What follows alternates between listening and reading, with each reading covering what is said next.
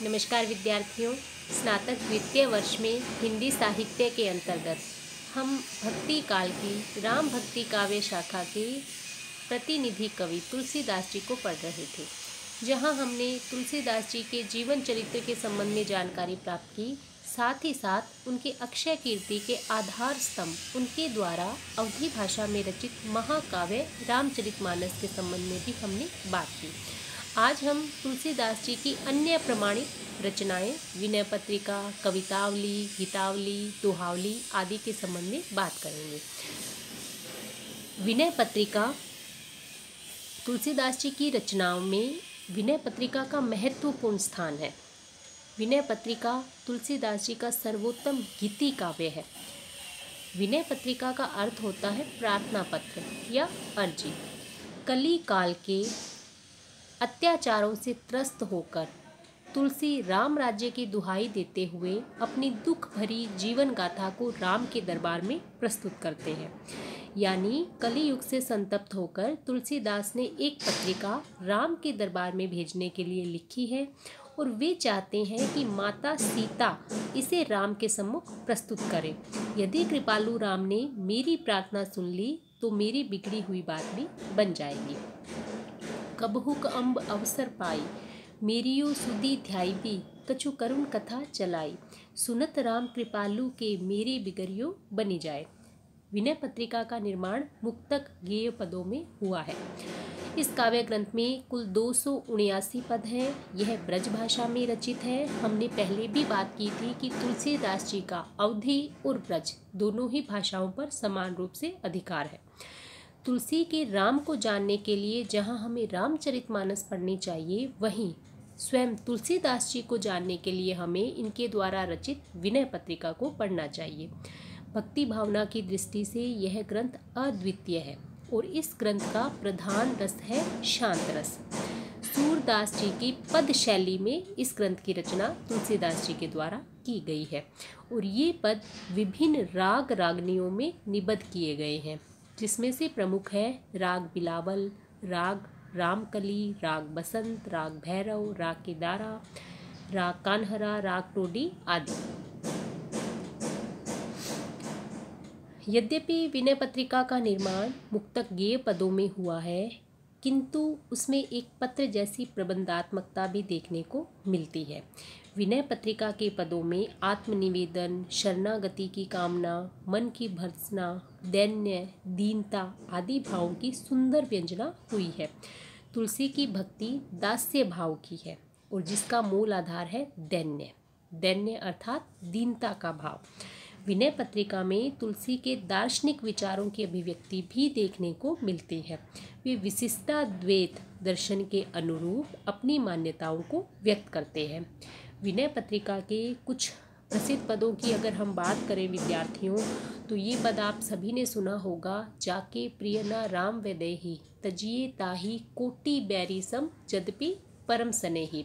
अर्थात तुलसीदास जी कहते हैं जिसको राम और सीता प्रिय नहीं है, अर्थात जो राम और सीता की आराधना नहीं करते हैं, यद्यपि वे हमारे परम स्नेही हों, किंतु हमें उन्हें करोड़ों शत्रुओं के समान परित्याग कर देना चाहिए। अर्थात जो राम और सीता की आराधना नहीं करते हैं, जिन्हें राम और सीता प्रिय नहीं है, वह किसी भी तरह हमारे भी हितकारी नहीं हो सकते। अर्थ गांभीर्य और उक्ति वैचित्र्य की दृष्टि से विनय पत्रिका तुलसीदास जी की उत्कृष्ट कृति है। विषय को मार्मिक और प्रभावशाली बनाने के लिए तुलसी ने जिस उक्ति वैचित्र्य से काम लिया है, उसके दर्शन विनय पत्रिका में पग पग पर होते हैं। ऐसे स्थलों पर उन्होंने शब्द शक्तियों से खूब काम लिया है। विविध अलंकारों से सुसज्जित विनय पत्रिका ब्रजभाषा में रचित है। स्तोत्रों की भाषा पर संस्कृत की समास पद्धति का प्रभाव दिखाई पड़ता है। अरबी फारसी के शब्दों के साथ साथ लोकोक्तियों और मुहावरों का प्रयोग भी हमें विनय पत्रिका में देखने को मिलता है।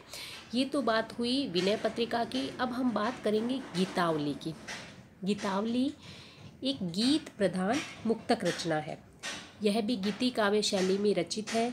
7 कांडों में रचित है, जिसमें राम कथा के मधुर प्रसंगों का गान मुक्तक शैली में किया गया है। इसका पूर्व रूप पदावली रामायण था। इस नाम से यह आभासित होता है कि इसमें भी राम की कथा का धारावाहिक वर्णन है, परंतु बाद में संभवतः इसमें कुछ परिवर्तन हुआ और कृष्ण गीतावली की तर्ज पर इसे राम गीतावली नाम भी दिया। परंतु गीतावली का वर्तमान रूप इसके पूर्व रूप से बहुत कुछ भिन्न है। इसमें तुलसीदास जी ने राम कथा के मार्मिक और मधुर स्थलों को चुनकर उनका सरस और चित्त आकर्षक वर्णन किया है। राम के सौंदर्य, शील, शक्ति का सुंदर चित्रण इस ग्रंथ में देखने को मिलता है। गीतावली में राम के बाल रूप की झांकी अंकित करते हुए वात्सल्य रस का भी सुंदर विधान किया गया है। वात्सल्य के संयोग और वियोग दोनों ही पक्षों का सुंदर निरूपण हमें इस ग्रंथ में देखने को मिलता है। साथ ही साथ श्रृंगार रस के मधुर चित्र भी इसमें देखने को मिलते हैं। गीतावली में राम के जन्म से लेकर सीता निर्वासन तथा लव कुश के बाल चरित्र तक के विविध प्रसंगों का इंद्रधनुषी चित्रण देखने को मिलता है। इस दृष्टि से देखा जाए तो गीतावली की जो कथा परिधि है वह रामचरितमानस से अधिक व्यापक है, क्योंकि सीता निर्वासन और लव कुश बाल चरित्र ये दो प्रसंग केवल गीतावली में ही वर्णित है। कवितावली में भी सीता परित्याग का केवल संकेत है। प्रसंग चयन की दृष्टि से तुलसी ने केवल मार्मिक और मधुर स्थलों को ही चुना है। इसके लिए उन्हें नए प्रसंगों की उद्भावना भी करनी पड़ी, जो गीतावली की भाव प्रवणता में सहायक सिद्ध हुए हैं। जैसे नवीन प्रसंग की उद्भावनाओं में अगर हम बात करें तो निषाद पत्रिका प्रसंग, जिसमें निषाद राज ने भरत को पत्र द्वारा राम पंथ कथा का पूरा विवरण भेजा। इसी प्रकार कौशल्या के विरह व्यथा, शुक सारी का संवाद, लक्ष्मण मूर्छा पर सुमित्रा का संकल्प, सीता वनवास, लव कुश चरित्र, उत्तरकांड में कैकेयी का स्मरण आदि इन नवीन प्रसंगों की उद्भावना तुलसीदास जी ने गीतावली में की है। गीतावली की कथा भी 7 कांडों में विभक्त है। उत्तरकांड तुलसी की अनेक मौलिक उद्भावनाओं से पूर्ण है और अन्य कृतियों के उत्तरकांड से नितांत भिन्न भी है। हिंडोले, दीपमालिका, बसंत विहार आदि प्रसंगों के माधुर्य को अत्यंत ही गौरव प्रदान किया गया है। अन्य कांडों को देखने से यह पता चल जाता है कि तुलसी की दृष्टि गीतावली में राम के मुग्धकारी रूप पर ही अधिक जमी है। रामचरितमानस में जहाँ उनकी दृष्टि राम के शक्ति और शील गुण पर अधिक केंद्रित रही, वहीं गीतावली में राम के सौंदर्य पर उनकी दृष्टि अधिक जमी है। अतः बालक, किशोर, प्रौढ़ राम के सौंदर्य चित्रण में ही उनका मन अत्यधिक रमा है। बाल रूप की झांकी अंकित करते हुए वात्सल्य का वर्णन भी मनोयोग से किया गया है। गीतावली से संबंधित कुछ पदों की अगर हम बात करें तो देखिए, संयोग श्रृंगार का वर्णन करते हुए विवाह के अवसर पर सुसज्जित राम सीता का बहुत ही मनोरम और सजीव वर्णन तुलसीदास जी ने किया है। दुल्ह राम सिय दुल्हीरी, घन दामिनी वर बरन हरन, मन सुंदरता नक्सिक निबहीरी। ब्रज भाषा का बहुत ही सरस, मधुर और ललित प्रयोग हमें गीतावली में देखने को मिलता है। गीतावली के समस्त पद घनाक्षरी पद हैं, जिसमें गेयता और संगीतात्मकता है, और ये सभी पद विभिन्न राग रागनियों में निबद्ध गेय पद है। अब हम बात करें तुलसीदास जी की अन्य प्रमुख रचना कवितावली की, तो कवितावली भी मुक्तक काव्य ग्रंथ है और इसकी रचना कवित शैली के माध्यम से हुई है। कवित शैली जो कि आदि काल में चंदवरदाई आदि भाट कवियों की विशेष शैली मानी जाती थी। घनाक्षरी, सवैया और छप्पय इन तीनों छंदों को कवित कहा जाता था। इसे तुलसी की अंतिम रचना माना जाता है। यह ग्रंथ भी 7 कांड में विभक्त है। इसमें प्रबंध काव्य की दृष्टि से पदों का निर्माण नहीं किया गया है। प्रत्येक पद अपना स्वतंत्र अस्तित्व रखता है। इसमें विषय का वैविध्य और विस्तार है।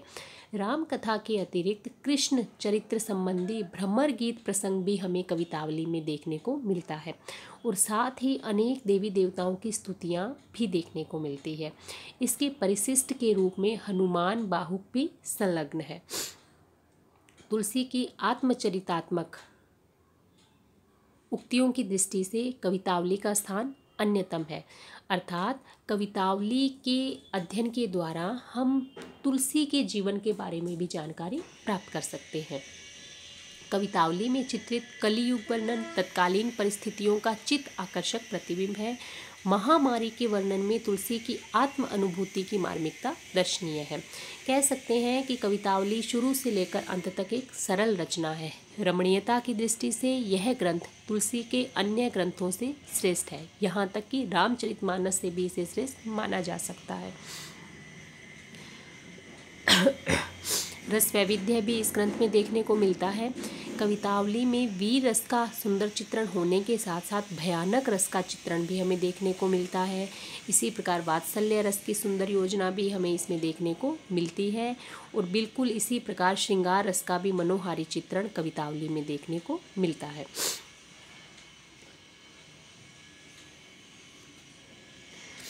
जहाँ जब राम, सीता और लक्ष्मण वनवास को निकल पड़े थे तो रास्ते में ग्राम वधुओं ने जब सीता से राम का परिचय पूछा और सीता ने अपने पति के रूप में कितनी सांकेतिक भाषा में चित्रण किया है, उससे संबंधित पद आपको बताना चाहूँगी। तिरछे करी नैन दे सैन तिन्हें समुझाई कछु मुस्काई चली। तो ये प्रसिद्ध पंक्तियाँ भी कवितावली की हैं। कई बार प्रतियोगी परीक्षाओं में कुछ महत्वपूर्ण पंक्तियाँ देखकर विद्यार्थियों हमसे पूछ लिया जाता है कि उक्त पंक्तियाँ किस ग्रंथ से उद्धृत हैं, तो हमें ऐसी महत्वपूर्ण पंक्तियाँ भी याद रखनी है। कवितावली भी प्रधानतः ब्रजभाषा में रचित है। यद्यपि इसमें अवधी, राजस्थानी, बुंदेली, अरबी, फारसी के शब्द भी देखने को मिलते हैं। सवैया, कवित, घनाक्षरी, छप्पय इन छंदों का प्रयोग कवितावली में किया गया है। और वैयक्तिक जीवन की जो जानकारी है वह भी हमें कवितावली में तुलसी के अन्य ग्रंथों की तुलना में अधिक मिलती है। अब हम चर्चा करेंगे तुलसीदास जी की एक अन्य रचना श्री कृष्ण गीतावली की। तुलसी ने ब्रज भक्तों के ढंग पर कृष्ण चरित्र को आधार बनाकर इस ग्रंथ की रचना की। कवितावली और गीतावली की भांति यह भी तुलसी की एक प्रौढ़ और अत्यंत काव्यात्मक कृति है। इसमें 61 स्वतंत्र मुक्त पद है। कृष्ण की बाल सुलभ चेष्टाओं, गोपियों की श्रद्धा, अटूट विश्वास, आत्मनिष्ठा, अनन्यता आदि भावनाओं का मोहक और आकर्षक रूप श्री कृष्ण गीतावली में देखने को मिलता है। इसे काव्य और भक्ति दोनों ही दृष्टि से तुलसी की विशिष्ट निधि स्वीकार किया जाता है। श्री कृष्ण गीतावली में तुलसी ने वात्सल्य और श्रृंगार रस का अत्यंत ही सजीव और सरस चित्रण किया है।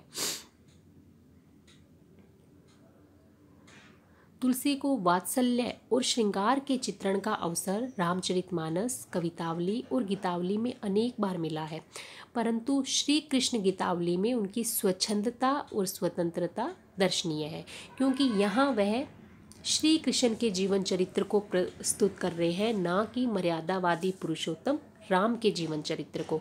तो राम के जीवन चरित्र को प्रस्तुत करने में जहाँ श्रृंगार का चित्रण करने में तुलसीदास जी ने मर्यादा का निर्वाह किया है, वहीं जो विप्रलंब का निसंकोच वर्णन है या संयोग श्रृंगार का जो खुलकर वर्णन है वह हमें श्री कृष्ण गीतावली में देखने को मिलता है।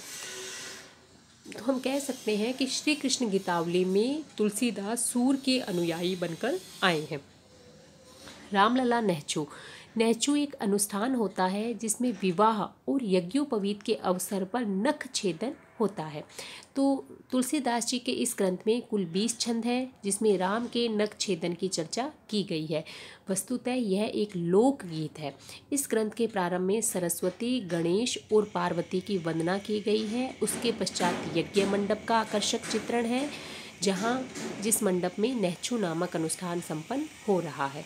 इसकी भाषा ठेठ अवधी है और छंद सोहर है, जो कि एक लोक छंद है।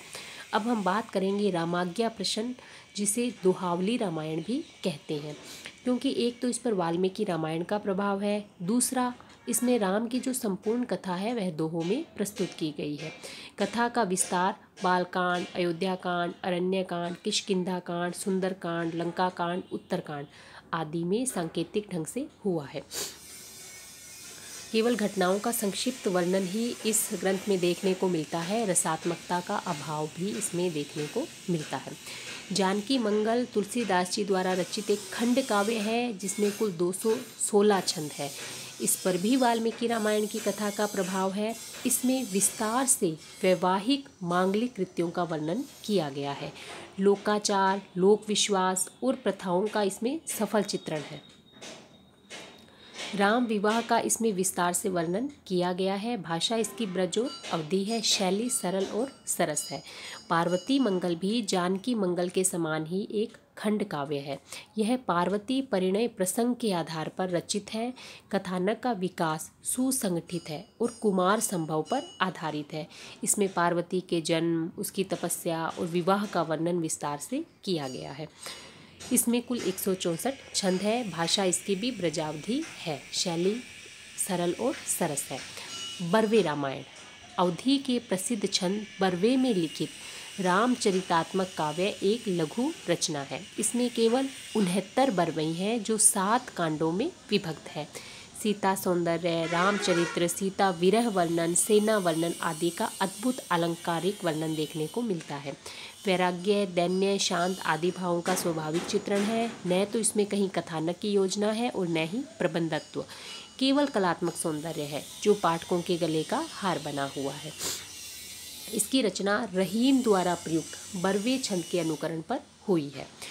दोहावली तुलसी के द्वारा रचित कुल 573 दोहे को संकलित किए गए हैं दोहावली में, जिसमें से 85 दोहे तो रामचरितमानस के हैं, कुछ रामाज्ञा प्रश्न के हैं और कुछ दोहे वैराग्य संदीपनी से लिए गए हैं।